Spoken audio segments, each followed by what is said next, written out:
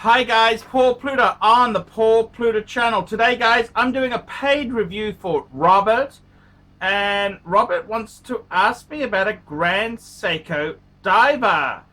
Before we start this paid review, let's do a quick wristwatch check, and I'm wearing a Patek Philippe 6006. It's a Grand Classique. It's a Calatrava, and it's I think it's the most funky avant-garde Calatrava they make. Black dial, pointer date, sub-seconds at 5. This is a little darling. Okay, Robert says, hey Arch, I have an update in regards to the request for advice that I sent a week ago, which I already paid $65 for. I had asked you for a few questions regarding Grand Seiko watches, which include models you would recommend. In light of the fact that you didn't respond and I've already bought a watch, I would like to request instead if you do a video review of the model that I have. It's the Grand Seiko SBGA231. I would appreciate it. So Robert, I gotta tell you, man, I like to provide bang per buck. Bang per buck. Bang per buck. Bang per buck. Bang per buck. And I gotta say, man, what do I think of this Grand Seiko? The Grand Seiko SBGA231G. I gotta tell you, I actually really like it.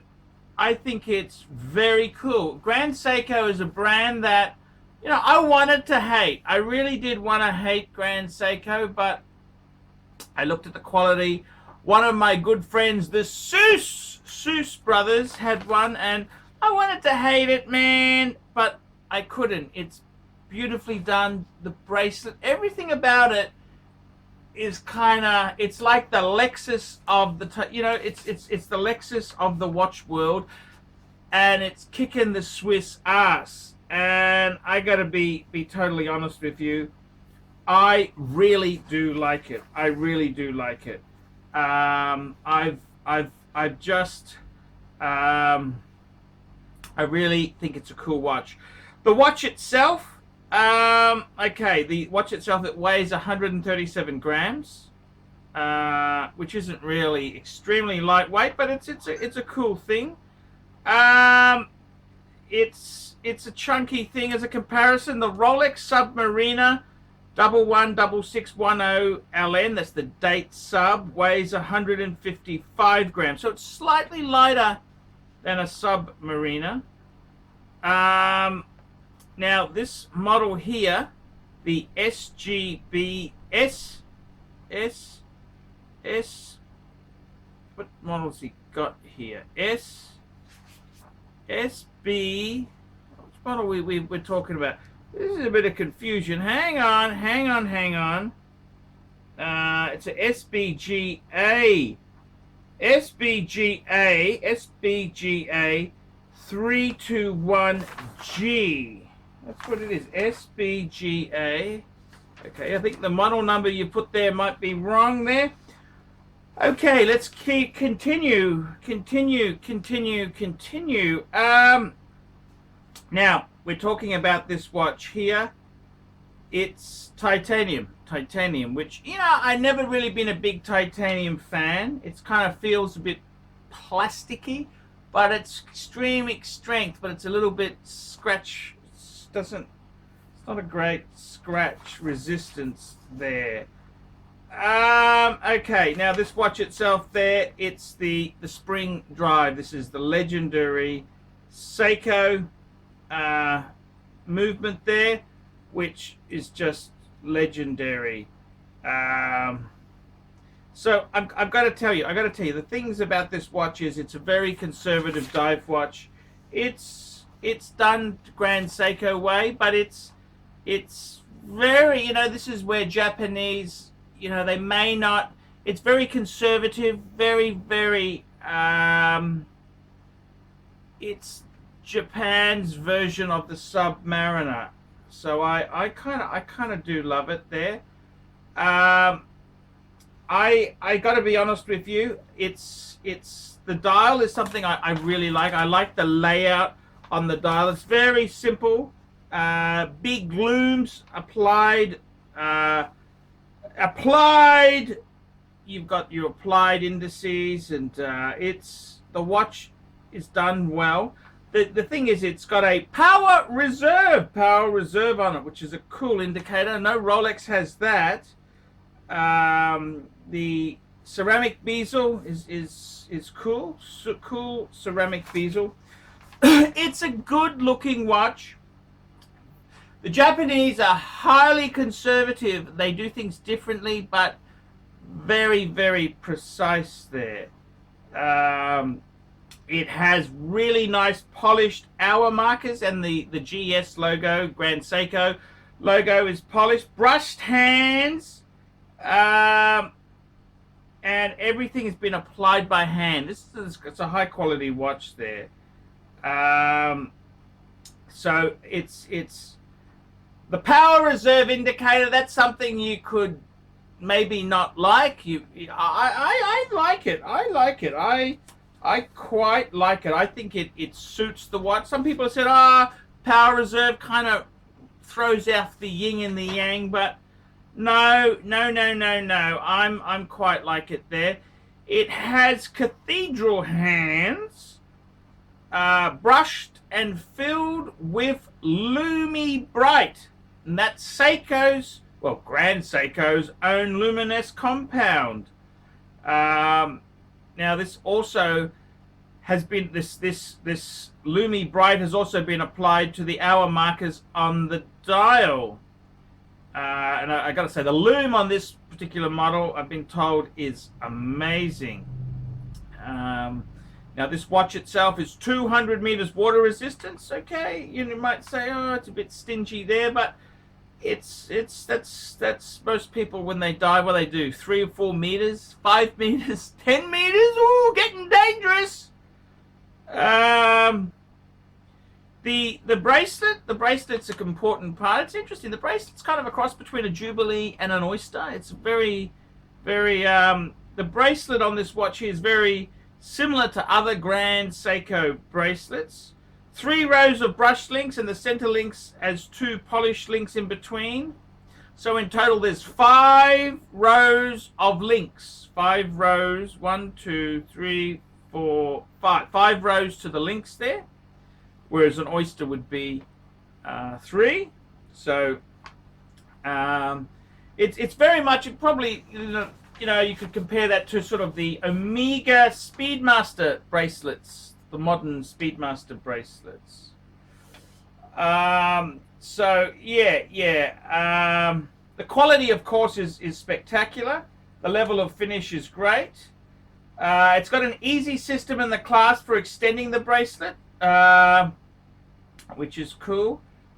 The same extension system can be found on the Marine Master 300. So yeah, interesting. And it's the retail price on this baby here is about 7,200 euros, which 7,200 euros, what's that? It's about just 11,000 Aussie, 12,000 Aussie. So it's not a cheapie.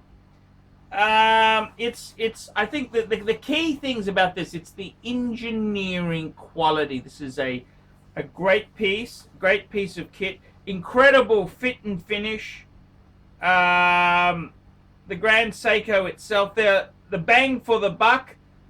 I think, look at that price point there. You're steering towards Rolex sort of money, but this is somebody who wants a. Let's have a look there. The retail price of 7,200 for the titanium, 7,200 euro for the titanium, which compares to a Rolex, which is 7,850 euro, or a titanium Omega Seamaster Planet Ocean is 7,900 euro. So it's kind of in at that price point there. There is a steel version. That's the SBGA231G.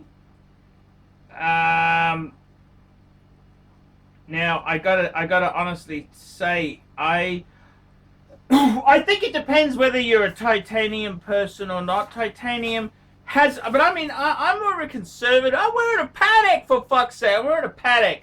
So I gotta be totally honest with you. I think it's fair. It's fair. And particularly with Rolex Submariners being so hard to get, it's obviously worth looking at other options.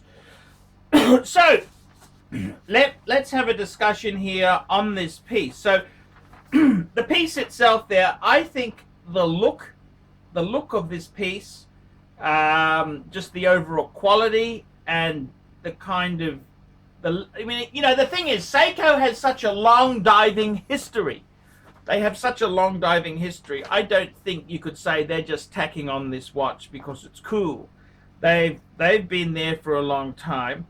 I think the watch is quite nice. I think it's quite a beautiful watch. Yes, it's beautiful. The fit and finish is amazing. It's absolutely amazing. And I got to be honest with you, I would prefer this watch compared to, say, a Blank Pain or a Jaeger-LeCoultre Master Compressor. That's kind of where, you know, that's what I would be comparing this watch to. What do I think of it? I actually, no bullshit aside, look, obviously if you want to buy a diver, the best brand for retained value, Rolex, okay, but after you've done the Rolex thing and you've seen what dickheads a lot of Rolex collectors are, you say, okay, let's get to the fundamentals. What do I think here? Totally honest with you, I think three divers, okay, four divers. I would say the Rolex Submariner is the benchmark. The Tudor Black Sea is the discount diver. The Breitling Super Ocean Heritage, those two series, I reckon they're also bang per buck. They're amazing bang per buck on the pre-owned market. But what the Grand Seiko is, it's for somebody who really likes crazy attention to detail, amazing attention to detail, a great diving history, and they want something unique and beautiful. It's kind of the protagonist's watch. Because, I mean, let's face it, most people would say to you, why didn't you get a sub? Why didn't you get a sub? Why didn't you get a sub? And I think this watch it's got elements to it that are better than the Rolex Submariner. I think the way the Japanese attention to detail is amazing. For them to come out at this price point, they got to be damn amazing. And in many ways, they're very traditional. Grand Seiko, very traditional company, very conservative. I think, honestly, you know, having a look at the pre-owned values, you know, the second-hand values, I jumped on to Chrono 24, and I gotta be honest with you, they aren't that cheap. 9,000, we'll put this into 9,000 Aussie was the cheapest. I'll put this into euro because we were comparing euro before. So we're talking about a 7,200 euro. So they're on Chrono for cheapest is 5,400 euros. So it's lost a bit, but it's not a stinker. It's certainly not a stinker. And the interesting thing is with Grand Seiko, they've got an incredibly loyal client base. Some of the Japanese are incredibly loyal to the brand. Japanese people, I was married to a Japanese lady, and yes, they're polite and nice, but they are incredibly patriotic.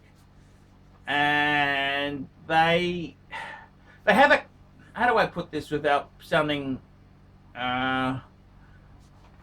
they are kind of racist in the sense that they are incredibly nationalistic. Now, I don't mean that in a nasty way. I mean that they have extreme pride in their country's products, and their stuff is good. Okay, their stuff is good. Their stuff is amazing. So, I've never seen it.